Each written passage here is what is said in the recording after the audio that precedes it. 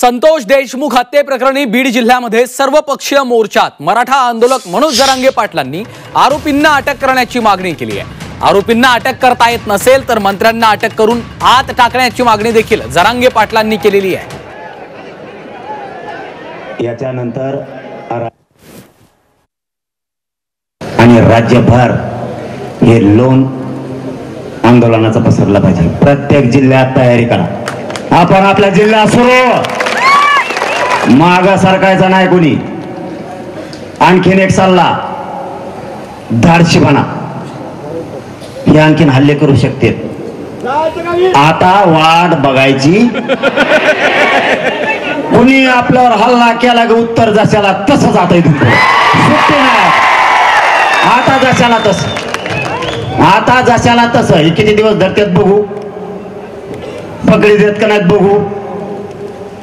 अरे आपण मराठे पाणीच पाजायचं, यांना सोडायचं नाही। आता यांना आता पाणी पाजायचं। आणि एकदा यावेळेस पट्ट्या बोलतो ना, करीत असतो, तुम्हाला माहिती आहे मग आपला कचका कसा आहे, जे बोलतो ना मग ते आपण करत असतो। जरी सरकार पक्षाला किंवा काही जातीवादी मंत्र्यांना या राज्यात विध्वंस घडवून आणायचा असला तरी आम्हाला घडून येऊ द्यायचा नाही, हे प्रामाणिकपणाने सांगतो।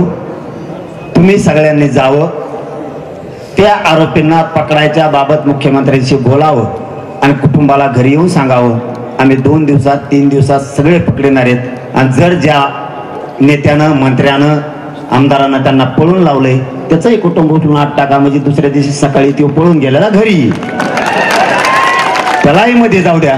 काय त्याची परवानगी, अटक करायची परवानगी फक्त राज्यपालची तर लागते। विरोधी पक्षाला अटक करायचं असलं तर राज्यपालाची परवानगी लागते। एखाद्या मंत्र्याला अटक करायचं असलं तर राज्यपालाची परवानगी लागते। राज्यपाल तुमचाच, त्या बिचाऱ्याला काही काम नाही, तेवढं काम तरी होईल। एका झटक्यात तुमचं वेळ आडायचं कमी होऊन जाईल। साप नका पोसू, साप आहेत बरे। मुख्यमंत्री साहेबाला सांगा हे साप आहेत, यांना किती दूध जर पाडलं ना हे वर टंगडी करून मुतत आहेत। पोसू नका यांना। तुम्ही पोसलं आम्ही चरबी उतरणार आहेत, मग 100% चरबी उतरणार। आपण ज्याची चरबी उतरेल म्हणलो ना त्याची उतरत असतो। लय खतरनाक आवला दे मग उतरणार म्हणजे उतरणार।